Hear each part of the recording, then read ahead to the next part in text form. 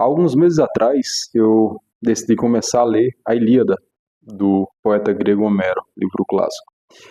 Não foi essa edição que eu peguei inicialmente. Esta edição é uma edição bem antiga da Biblioteca Pública da minha cidade.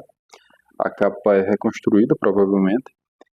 E eu quero contar para vocês como que foi a minha experiência inicial lendo. Eu não terminei a leitura ainda, né, mas eu digo inicial antes de eu abandonar a leitura, porque eu abandonei e agora, alguns dias atrás, eu me decidi a terminar a leitura que eu tinha começado há alguns meses, né? E eu quero contar para vocês como foi a minha experiência, as dificuldades que eu encontrei e como está sendo agora a leitura desse grande clássico, tá? Inicialmente, eu peguei uma edição diferente dessa, e tanto essa, mas mais ainda a primeira edição que eu peguei, tem um português muito antigo, né, muito arcaico, e muitas palavras eu não conhecia, questão do vocabulário mesmo. Então essa foi uma barreira, né, de entrada aí neste clássico, foi a questão do vocabulário. Muitas palavras que eu não conhecia, então precisava ficar interrompendo a leitura várias vezes para buscar o significado, e isso não deixava a leitura fluir. Então eu acabei me desmotivando um pouco e abandonei a leitura, mas agora eu me decidi terminar essa leitura, tá? Independente de como seja. Então eu estou continuando, eu estou no canto nono, né? Tem um total de 20, 29 cantos. Não, perdão, 24 cantos. Eu estou no canto nono agora, deste clássico. Eu escolhi a Ilíada porque eu coloquei na minha lista de leitura que eu quero ler os grandes clássicos universais, né? Então vou terminar aqui a Ilíada. Na sequência eu quero ler a Odisseia de Homero também, a Eneida de Virgílio, a Divina Comédia de Dante, Paraíso Perdido de Milton, e aí seguindo nos grandes clássicos da literatura universal. Então a primeira dificuldade que eu tive lendo a Ilíada foi essa questão de vocabulário mesmo, né? Questão da linguagem. Tem uma linguagem também, outra questão relacionada com a linguagem são as palavras que se referem à mitologia grega. Então essa questão da mitologia grega, algumas coisas eu já conhecia da mitologia grega, mas eu precisei aprender também bastante, questão dos deuses, como que funcionava as virtudes de cada deus ali, os poderes de cada um, né, o relacionamento entre eles. Então, é uma coisa que é algo que te enriquece aprender sobre isso, né? Aprender sobre a mitologia grega ajudou muito a ler o livro, a continuar a leitura do livro, né?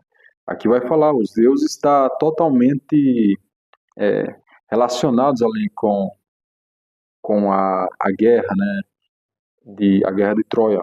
Para quem não sabe, aqui a história mais ou menos da Ilíada, né, pelo menos o começo inicial do livro, o filho do rei de Troia rouba, né, por assim dizer, ou rapta a chamada Helena, que é a esposa, se não me engano, do Menelau, que é o irmão de Agamenon, o rei dos gregos ali, e ele rapta e foge para Troia, e daí o Menelau fala com seu irmão Agamenon e reúne ali vários e vários gregos, chamado também com outros nomes de Acaios, né, e outros nomes, e vão até Troia para guerrear contra os troianos para recuperar Helena. E diante disso, tem os deuses que se envolvem nessa guerra, né? Tem o Zeus, que fala que é o deus, o senhor dos deuses, dos homens, é o mais poderoso, né? Tem o deus dos raios, dos céus, e daí aparecem outros deuses que se envolvem ferozmente nas batalhas, como por exemplo Atena, a deusa Atena, né? Filha de Zeus, donzela de Zeus. A própria Hera, esposa de Zeus, se envolve muito também. O Apolo, arqueiro, se envolve nas batalhas.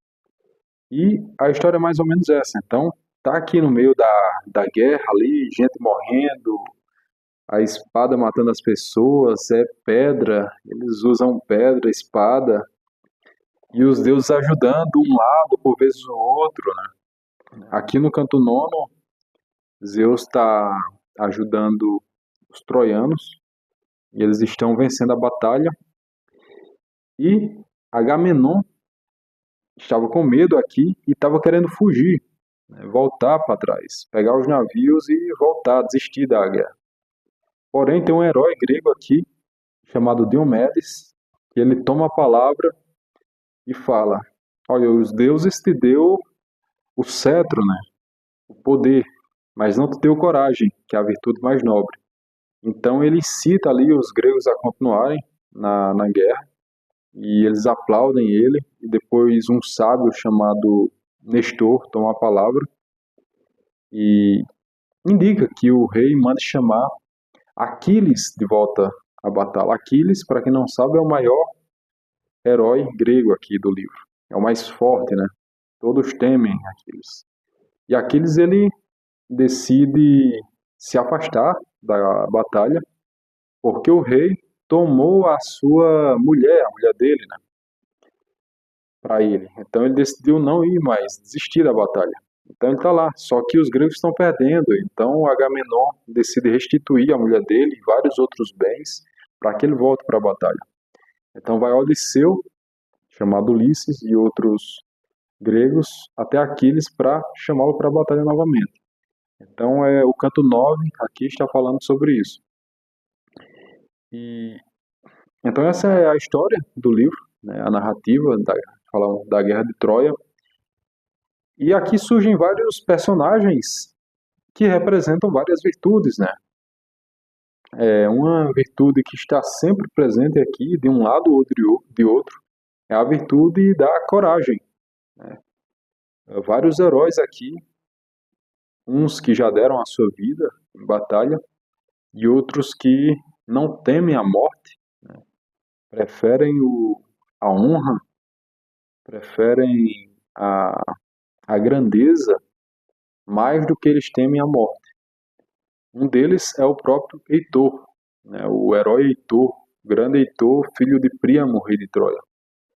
Ele é o filho do rei de Troia e é um cara muito corajoso, né? E tem essa virtude da coragem, da grandeza. Ele não desiste da guerra, ele incita seus companheiros a continuarem lutando, e ele se esforça muito para isso, para defender a sua terra, o seu povo. Então começa a aparecer aqui as virtudes de cada personagem também, né? Então teve essa questão, teve algumas dificuldades, né, no início, como eu falei, para iniciar a leitura desse clássico. Mas vale a pena. Teve a questão da linguagem, teve a questão da mitologia grega que você vai aprender. E isso tudo vai enriquecendo, né, o seu conhecimento e a sua imaginação. As cenas são muito detalhadas aqui, cenas são muito detalhadas. Eles, por exemplo, quando alguém mata outro soldado, né, outro guerreiro ali, o livro detalha muito como que foi a morte, né? Eu queria achar aqui algum trecho, mas eu não vou achar agora. Mas eles detalham muito em que parte do corpo a lança perfurou, o que aconteceu, como a pessoa caiu no chão. E então é muito detalhado. Então tem a ação dos deuses aqui, né? Apolo está ajudando os troianos, Atena e Hera, a esposa de Zeus, querem ajudar os gregos. Zeus agora está ajudando os troianos, mas já ajudou os gregos também. Então tem uma reviravolta que vai acontecendo na história. E eu estou muito empolgado com a leitura, né, para terminar. Eu assisti o filme já, Troia, que fala sobre isso, mas o filme não consegue mostrar todas as cenas, né, do que acontece no livro. Então eu queria contar como foi a minha experiência, como está sendo. Estou muito empolgado agora com a leitura, com esse recomeço de leitura, né? Agora eu estou decidido a terminar este livro. Já deixei aqui nos comentários, não sei se alguém de vocês já leu, algum de vocês já leram este livro. Se vocês já leram, deixa aqui como foi a experiência de vocês, tá?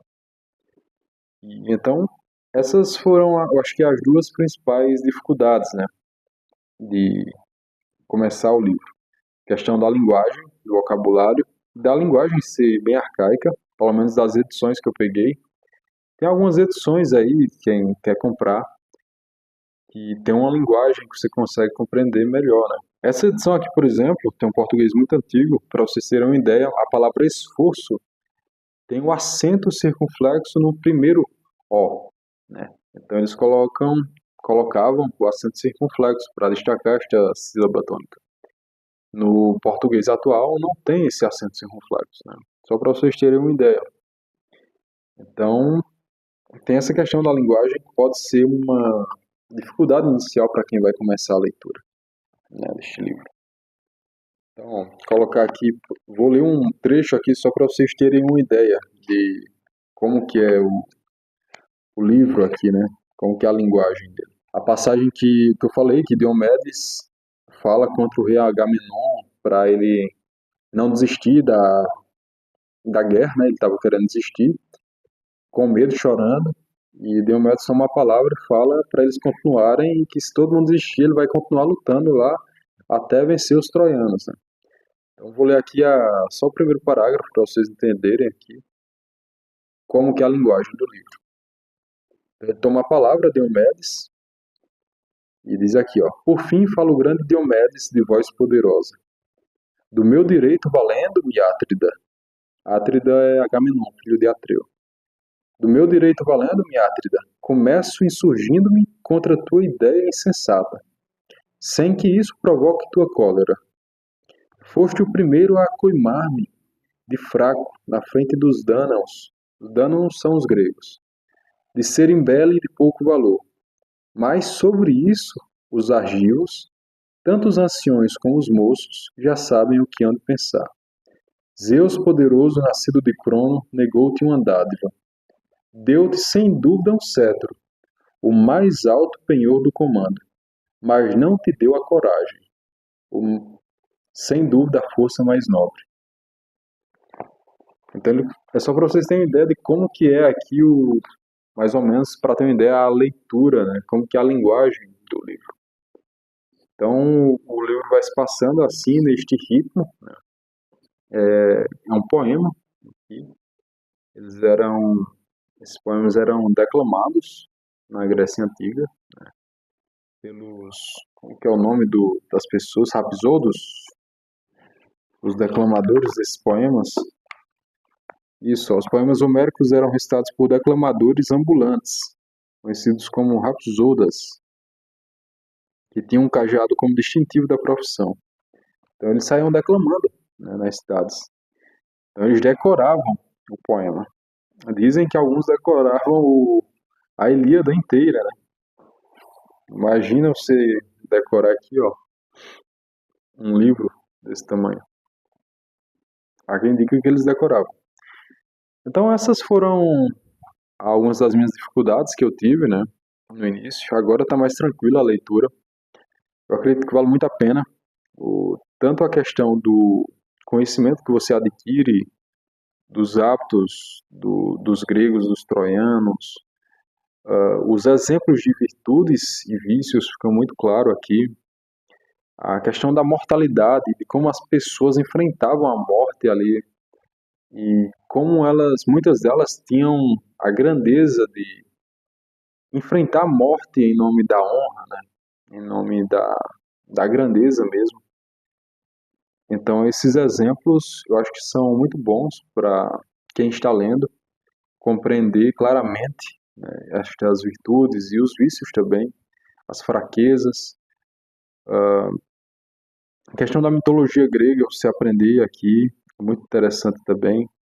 E sem contar que é um clássico, que influenciou vários outros escritores clássicos também. É um grande livro, eu estou gostando bastante.